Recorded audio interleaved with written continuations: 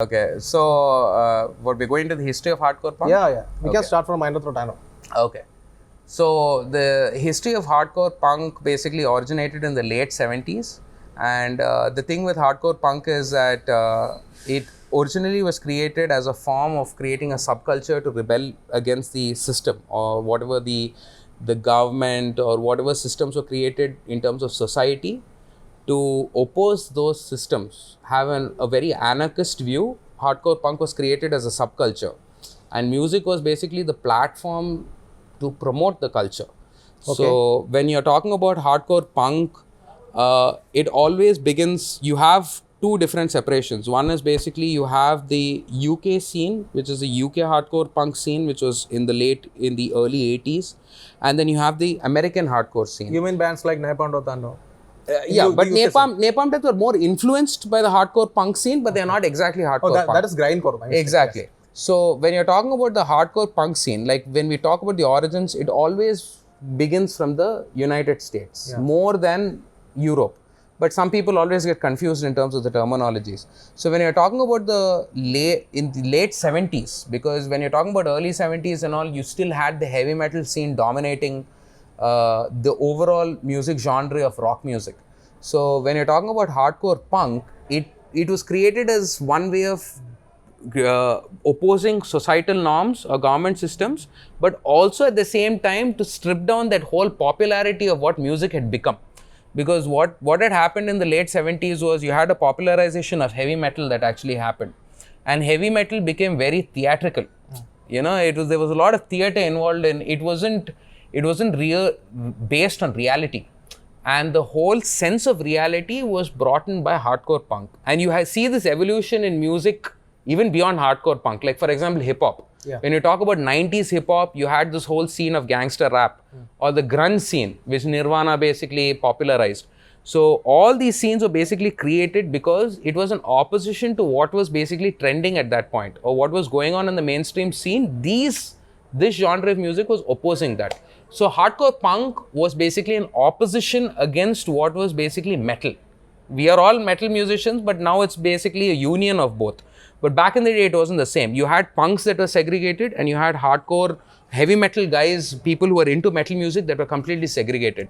So in the beginning, you had two scenes, which is basically the New York scene and then you had the Washington scene.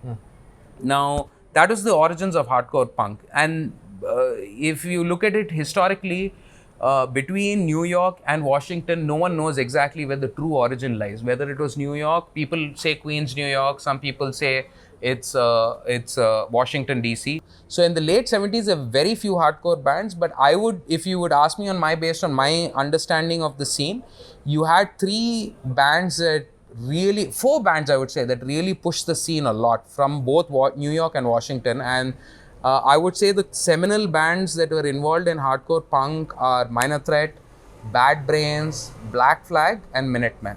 And then you have a lot of offshoot subgenres. So if you're talking about really the history of hardcore punk, it boils down to these four bands. Now, when you're talking about the history of hardcore punk musically, there is a whole difference. The reason why hardcore punk deviates from metal is that hardcore punk doesn't rely on musicians that are really talented or super,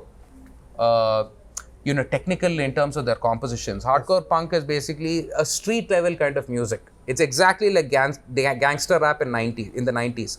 When you're talking about Tupac Shakur or you're talking about Notorious B.I.G. in the 90s, what they were doing to hip hop was something that hardcore punk did to metal. Meaning that you brought a street level sense to music. So whereas metal was at that point very fictional. You had them taking concepts from fictional books or concepts that were very Iron Maiden and all. Like Black Sabbath, like Maiden, exactly, very fictional. It wasn't to a street level knowledge like what gangster rap did. So hardcore punk is your early evolution of what. But there was Motorhead, which is basically a fusion of punk and. I agree. Motorhead basically, the thing with Motorhead, a lot of people, there's a clash, I would say. Like punks and metalheads love Motorhead. They are like the bridge. Because what Motorhead exactly did in the late 70s, because when they were evolving with their sound, like before Ace of Spades and things like that, they were having that punk sensibility. they didn't know because Lemmy was basically an old school metal guy, Yeah. and that he was one of the proponents of the heavy metal scene. When you think of Hawkwind, which was his early band before Motorhead. Yeah, kind of psychedelic rock. Exactly. It was more prog, and you had, which was what at that time the NWO BHM scene was. Lemmy basically was a person who kind of bridged that gap, I would say. A lot of people even there historically get their influences very wrong. Some people say that Iron Maiden's first album, their self-titled debut album, was very punk influenced, but it's not true. You would say Motorhead has more of their early albums that are punk influenced, but they didn't do it intentionally. The thing what Motorhead was trying to do was they were trying to bring in speed, the element of speed into metal, which didn't exist at that point. Yeah. And with speed, with tempo, higher tempos and higher speeds, difference where it made it very punk elemental was because of Phil Taylor, the guy who was a drummer of Motorhead. And he was the guy who basically threw in the punk beat, which is what a lot of bands now do in the thrash metal scene, which is called the skank beat. So the skank beat was Phil Taylor's innovation. He brought that into the scene and he projected this punk beat in metal. And what they did was that created a whole new sound. And Lemmy was very innovative. I'm not saying this guy, the drummer of Motorhead, was the innovator. I'm just saying he was a piece in the innovation. So that is where these elements. Filthy Taylor, right? Filthy Taylor. Yes, exactly. So these things basically created that whole sense of merging heavy metal, what was going on in the NWO BHM scene, and you had punk basically, and they didn't do it intentionally. It was just that they wanted to do something new and they sped up the music. They wanted to bring in a whole new level of aggression. And for some reason, people realized that this was a marriage between punk and metal. Honestly telling you, if you really ask me, from my opinion, Motorhead was a huge influence on bringing metal and punk together. And from the US side, it was Anthrax. Stormtroopers of Death. But even before Stormtroopers of Death, Scott Ian's Anthrax was doing that. Anthrax, basically, when they originally started off, they were heavily influenced by hardcore punk. Even Scott Ian he's a punk guitarist, but he evolved. So crossover thrash was exactly that. That is the thing, is that what happens in crossover thrash is where you have musicians who have been influenced by punk, but are technically more skilled and have more intricate arrangements in terms of musical arrangements that are more complex than punk. If you really think about punk music, it's very simple. The idea of punk is always DIY. Do it yourself. Now, when you're trying to do something, do it yourself, and you want to engage people and draw their attention, you need to keep the musical arrangement as simple as possible. And that is what punk did. What they did was they stripped everything out. They got rid of guitar solos. They kept the guitarist in a very simplistic 4-chord riff progression, very simplistic bass line, and a drummer who could maintain a constant high-speed tempo. The idea is fast tempos, simplistic approach. And this is exactly what the grunge scene adopted. So if you really think about all the genres that evolved later, you have to give credit to all the previous genres. Like without metal, there wouldn't be an opposing genre called punk. Okay. And without hardcore punk, you wouldn't have the grunge scene, because grunge basically adopted that whole stripped down simplistic approach, which hardcore punk, a lot of grunge bands are influenced by hardcore punk bands. Crossover thrash came about because what had happened was, like, for bands like Anthrax, who were heavily influenced by punk, they had more to offer musically. They had guitarists, they had drummers, they had musicians who were very technically, they took time to learn their instruments. They took a lot of time. They didn't focus on arrangements alone. They focused on musicianship. That is how good they are in their instrument. So a person like Scott Ian of Anthrax is an extremely phenomenal rhythm guitarist. He doesn't play like a punk guy, but he's heavily influenced by punk. But when you hear his riffs, it's very 1-2 bass, those kind of time signatures, which are what is called the skank beat, which is the punk beat or the skank beat, which is adopted in their music, but he's playing riffs that are what is heavy metal based, and that is what became thrash metal. Now what has happened is the evolution of crossover thrash is where musicians who have taken the time to actually learn their instruments and learn their craft and arrangements, which are more complex than hardcore punk, are the guys who have defined what crossover thrash is. And a lot of bands want to do that because many reasons. One of the things being that they want their arrangements and the musicianship to be a bit more challenging than rather focus exclusively on what the message is. That is what the lyrical content. Hardcore punk focuses a lot on the lyrical content more than musicianship. The music is there only to add as a a platform for the vocalist to project what he wants to say.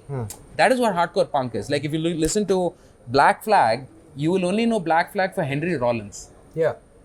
If you think of Black Flag, you know, why would you know Henry Rollins? Why is Henry Rollins important in Black Flag? Because of the fact that he's the guy who lyrically had a message to convey. It wasn't about the music. The music was used as a medium. And later he started his own band. He started Rollins' band. Yeah. Exactly. The thing is that he had a very anarchist perspective and Spoken word kind of stuff. exactly. If you think of any hardcore punk bands, even if you look back at any of the hardcore punk bands, it's always the singer that you will remember. Like Bad Brains. Who is it? HR. You remember HR from Bad Brains. You think of Black Flag, it's Henry Rollins. Actually, I have heard somewhere that HR came up with the word mosh. Exactly. Yeah. So these things everyone was very lyrically driven. The music was only used as a platform to convey the message. But metal wasn't like that. Metal was focused more on the instrumentation, and the secondary factor was the lyrics. But punk wasn't that, because they had a message. They wanted to say something against the government, which is anti-political. They wanted to say something against society. They wanted to say a view that was very rebellion in nature. So the only way to convey it is through the singer, not through the instruments. Are a platform to just push the music forward. When you talk about the American hardcore punk and the British hardcore punk scene, the whole neo-Nazi perspective comes when they have taken anarchy to an extreme. Any form of metal music, okay, I'm just telling you frankly, any form or any genre of music, when you take it to not musically an extreme level, lyrically an extreme level, it becomes very funny. Like for example, even in the metal scene, you have like religious genres of music, like Christian metal, right? Or, you know, you have Christian metal, or you have weird kinds of metal. You have like, you know, when the whole metalcore scene was blowing up in the early 2000s, you had these weird bands like Attack, and all, which were introducing, they were doing, I mean, not bad, but they were introducing electronica into their music, which is like weird things. Like, that's not exactly what the ethics of hardcore punk was. The problem is that deviated. The whole focus on the perspective of hardcore punk being very anarchist in nature. Hatebreed, I'm biased towards Hatebreed. I'll be very honest with you, because the reason why I'm biased towards Hatebreed is because without Hatebreed, you wouldn't have a popularization of hardcore music without them. They were the guys who popularized it. Popularized it meaning they brought it to the mainstream. They kind of brought a commercial aspect to it, which a lot of hardcore punks didn't do. And they still have respect for it, because honestly telling you, the hardcore scene to a certain degree is very anal, because they believe in, because of their anarchist perspectives, they believe like being signed to a record label is considered, you know, bad. You don't want to do anything what the system does. You want to do something independently by yourself. So the whole perspective of the DIY is lost if you get signed to a label. Second thing also is that you have a message that you want to project, which Hatebreed didn't do. Hatebreed, the reason what they had was they didn't have an anarchist perspective. Jamie Justice's lyrics is very positive, which is what influences me, which is what originally started off with Bad Brains. HR of Bad Brains was the guy who pushed the word PMA, positive mental attitude. So positive mental attitude is exactly what Jamie Justice of Hatebreed adopts for the modern age, for us modern listeners to listen to, which made it accessible.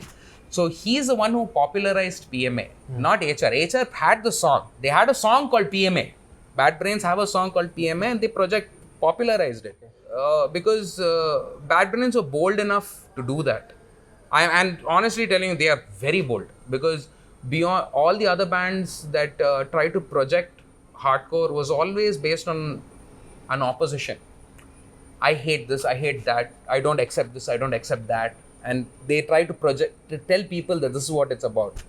And mostly it's always pertaining to the system, anti-government, anti-political, or anti-society. Whatever society forces upon you, no, we don't conform to that norms. We are against that. That is what hardcore punk did. And Bad Brains was bold enough to take all that negative energy and say that no, because of their reggae influences, because of the fact that they have that Rastafarian influence, you know, from Jamaica, these guys, the Rastafarian principle is basically, love everyone. It's not exactly what the principles of hardcore punk are. And they were very bold enough to project that, being a hardcore punk band. And they did that, and they were the ones that pushed the idea that if we are going to mosh, we are going to slam dance, if we're going to push music, it needs to be positive. Don't harm anyone else. That is what they were trying to project, because hardcore punk had a very... Actually, bands like Fugazi have spoken against moshing. Yeah. Lot of times. It's not good to mosh. Exactly. So, like in the hardcore punk scene, especially when you think about the energy of a live performance or anything in terms of if you see a hardcore punk band live, even through YouTube videos or whatever you watch, it's very aggressive compared to a metal show. It's extremely aggressive. The crowd might not be as big as a metal show, but the energy projected by the audience is it's very extreme. Like, they don't mind hitting people, and another person getting injured is like normal. In a metal scene, which is called slam dancing. Slam dancing is where these guys throw their fists around, they kick and all that stuff, and people get hurt, So, for some reason, that was moshing was a metal thing. Slam dancing was the hardcore thing. And I'm against slam dancing. I don't believe, because I call that crowd killing, because that's like, you see that's not really something that a person would enjoy. You're coming to a show to enjoy the music, enjoy the message that the band is trying to say. You don't want to get beaten in the process. That's ridiculous. You want to enjoy a show, have a good memory and leave, not to have a fractured hand, right?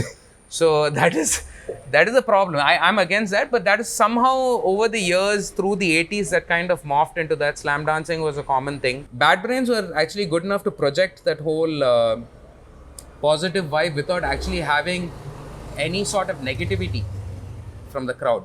You get it, right? So it's like they somehow had the formula to get away by not projecting themselves as a band that's anarchist in nature. So that is what Bad Brains, and they did it. No one else can do that. That's why Bad Brains are Bad Brains. They are the guys who they are, because when you are able to influence a mass population of people with a single message without getting any sort of opposing views from others, you have succeeded. And that's what they did. They had no opposition towards what they did, and what they had actually done has been a platform or an influence to a lot of new generation bands in the early 2000s that actually had to come out, which became eventually the crossover thrash scene, and then eventually the new metal scene. So, grunge, and then eventually the new metal scene. So they kind of, everything that happened in the hardcore punk scene, if you take every singular element and you strip it apart, you can say how big a role they played in the scene that evolved through the 90s and early 2000s. Yeah. So now a lot of bands, if you really think about it, I wouldn't say the hardcore punk bands are more mainstream. I would say that you see a resurgence of hardcore through crossover bands. And you see an evolution of sound also. Like, for example, as you said, Rise of the North Star is one popular band from France. They're not even from the United States. They're a French band of all places that managed to popularize the hardcore scene through their sound. But more importantly, the thing that needs to be observed and enjoyed the most is the evolution of how the music has become today. Like, for example, what I have been, being a person who was hugely influenced by the hardcore scene, one thing that I've seen a current evolution that's happening is what Australia is doing. So the Australian hardcore scene has taken that hardcore music of the 90s, which Hatebreed kind of created the formula of popularizing, which had more of that metallic hardcore sound, metal and hardcore. So taking that sound, or what Anthrax had created, you have these Australian bands that have created this whole new sound, which is the new wave of hardcore. Like, you have bands like Alpha Wolf or Dealer, or there are bands called End. There are a bunch of bands, so some from Australia, some from the United States. They have taken it to a new level. What they have actually done, which is... But some of these bands have metalcore breakdowns, man. They have breakdowns is a common thing. See, I'll tell you what happens, where again we're talking about a bridge there. When you're talking about hardcore punk, you asked me about Hatebreed. Yeah. If you really ask me about how this metalcore thing started getting popularized, you have Hatebreed to not blame, but to show for it. Because honestly telling Hatebreed's album Perseverance, which is their second album, not their first album. Their first album was Satisfaction is the Death of Desire. Their second album, Perseverance, was what pushed them. Their first album, Satisfaction is the Death of Desire, is a pure hardcore punk album with very little metal influences. Their second album was what you just now called metalcore. That time it wasn't called metalcore. That time it was called metallic hardcore.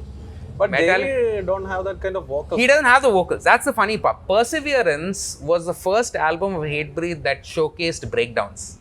So if you listen to the song, actual song Perseverance, the actual song from that second album, it's the first song that starts with a riff that is a whole breakdown riff. The song starts and ends with just a chuggy breakdown riff. So Hatebreed did popularize it, and a lot of people back in the 90s used to call Hatebreed a metallic hardcore band. Metallic hardcore is literally the same offshoot name for metalcore. The reason why it was called metallic hardcore and not metalcore at that point was exactly what you just said before. Jamie Jasta doesn't have a metalcore voice. He doesn't do the gutturals like the way a metalcore singer does, like Phil, or like, as you said, like Howard Jones, or like Jesse, or those guys are the metalcore bands. Those guys and all have a different style, like Lamb of God. Randy. Randy has a very distinct style of singing. And then you had a lot of bands that were actually copying that whole same, they were copying the whole thing. They took what Hatebreed had adopted on other metallic hardcore bands and they had morphed it into what was called metalcore. Lamb of God, as I said, the reason why I used Lamb of God as an example was because Lamb of God came before Hatebreed. I mean, Lamb of God was called Burn the Priest before Hatebreed. Burn the Priest was very different. Then when they became Lamb of God, his vocals kind of changed, and Chris Adler's, the whole groove metal element came into it, where they had the Pantera influence in it. Exactly. But the reason why I use Testament influence also. Testament and Pantera also, that groove metal vibe of the 90s. But the thing why I just said Randy was because if you think about Sacrament, which is Lamb of God's that early 2000 album versus Perseverance. Perseverance was released in like 98 and you had Sacrament that came after Perseverance. Sacrament came in 2006 or so. Exactly. So you had Sacrament, and Sacrament was a huge album for Lamb of God.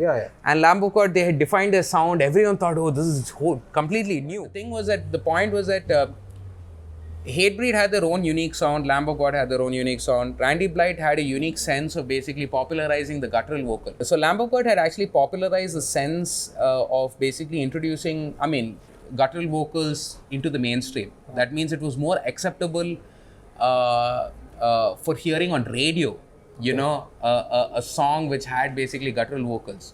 Because if you really think about guttural vocals in the past, everyone would talk about Cannibal Corpse. Because you have the death metal sound, or you have death like Chuck and things like that. But Cannibal Corpse has nothing to do with the hardcore scene. I mean, that was just a different, totally off-subject thing. But Randy has a unique sound. And if you think about Perseverance as a Hatebreed album, that came well before Sacrament. And Perseverance basically set the blueprint, I would say. For me, it set the blueprint. A lot of metalcore, if you ask, a lot of people who are into metalcore, they wouldn't even relate to Hatebreed. But from the hardcore thing, metalcore basically as a genre is primarily blazed off hardcore. Back in the day when you talk about heavy metal music, everyone used to sing clean. It's that everyone could sing on key. Eventually what had happened was when Cannibal Corpse and Death and you had the whole death metal scene come into the picture, it was more focused on the instrumentation than rather the melody or the scale of what you're singing in, which had what you call melody. That was stripped off completely. But metalcore brought back the aspect of melody and brought back the sensibility of, okay, I as a singer can sing. I can't just, do all the time, I can sing. Well, that was good. Yeah. So they it's not exclusively focused on guttural. It's exclusively focused even on singing. So you wanted to project the singer as being capable of doing something because it's not only on the guitar player doing crazy arpeggios or scales or massive riffs and the drummer going nuts. Okay, the singer also can contribute to something. So one of the key aspects, like exclusively in India, touring as a band in India, one of the biggest challenges is financials. Okay, it's got nothing to do. Primarily, it's that. All the other factors, there are multiple factors. One is financials. Another thing is basically if you are a metal band. I'm not talking about any other form of music. If you're a metal band, getting booked for shows is a big ordeal because of challenges being venue related issues. But to begin with, it always begins with financials. When you are a metal band and you have to tour India, the likelihood of you getting sponsored to basically conduct a tour is zero. Now, either you need to have really good contacts, close contacts, where you can basically access a sponsor and he can give you money and help you out as a friend. Otherwise, you're on your own, which means that you're putting in your personal money, your personal investment, where the challenges of you getting that money back is near close to none. So that is where the biggest challenge is, number one. And number two is also financial contributions. Like now, say you're a 4-piece band. We don't know in the band what the financial difficulties of every musician is. And when you have to incur expenses that are personal, that is from your personal view, there's always a cringe. Like, okay, why should I? What am I going to get back out of this? What am I going to get back out of this? Am I going to recover what I've put in? So this is the biggest challenge. A lot of metal bands these days actually are unable to sustain themselves because they believe that playing live shows and investing in live shows is the way forward to get popular. It's not completely true. It is partly true, but it's not completely true. If I were to invest money as a musician, I've been playing now with r.a.i.d for 6 years now. And if I were to invest money and push in money for playing live shows or booking a tour, I would not do that if I know that I'm going to incur a loss. I'd rather take that money, put into music, because no one forgets the music. People forget the live show. Like, you will go today, attend a live show. It will be in your head, in your memory for an X amount of time. But every time you want to talk about a band, you'll only talk about that live show. You won't physically be able to project what you had appreciated many years ago seeing that band live. It's very difficult to verbally project it. But music is very easy to project, because you can, when you record music and you show it to someone else, okay, I like this band, check it out. You will never show a live video of that band. You're always going to show the song that they've actually recorded. So there's more value in music that you record and produce than actually touring. And in India, unfortunately, touring is not something that is a luxury. It's extremely financial toll, and you really need to think smart, because a lot of bands, it's a way of, I always tell people that touring and planning things out in a band is a way of killing the band. Because when you're in a band, especially in a metal band, the idea is that you want to sustain that band as long as you can without actually causing any sort of mental or sort of personal depression to that individual who's in your band because of finances. So it needs to be smart decisions that are made. Now, a lot of bands in India, what they try to do is they try to do India tours. Now, many bands in India are doing that. They'll do these short, they do 2 cities and they call it a tour, which is a joke. I wouldn't call 2 cities a tour, but bands do it. But I'm not saying what they're doing is wrong. The guys are doing it because there's no other option. If there are so many booking agencies, there are venues, platforms that are available to promote the music and who are open and transparent to that form of music, the genre of music. Metal is not an acceptable form. You go today to a venue or go to a booking agent and tell them that I'm in a metal band, they will run in the opposite direction. The reason is because as a venue, they have thinking in the perspective of how they can recover their money. They're putting in money and time to host you. How am I going to get that money back? A lot of bands, the thing is that they always assume organizers are not booking us. No metal scene here, because no, it's your fault also. It's not the organizer's fault. You as a band have not worked hard enough to ensure that you're popular enough to get the attention of booking agents. If you are a band in India, and especially a metal band, you need to bring your ego down. Ego has to be brought down. You need to accept reality. There's this dream. A lot of people watch a lot of movies and documentaries and they expect that that's how their life, they want their band to be like. Like, for example, as we were talking about, r.a.i.d we basically had denied a show in Mexico, a festival show which was EXRR Fest, where we had to open for POD, and we had denied it purely because of financials. And the reason is that I don't want to if I'm part of a band that's putting in personal money, I don't want to set my band on debt. So I'd rather putting that money on something else than rather put my band at a loss, take loans and do that. We are not at a level, India is not at a level where we are recognizable in United States or Europe to that demand as mainstream artists or even underground artists from there. You have independent underground artists in the United States and Europe that we know in India, but it's not vice versa. Except for an exception with Bloody Wood. See, even as a metal band, I want to achieve what Bloody Wood has done. I want to play in front of 10,000 people.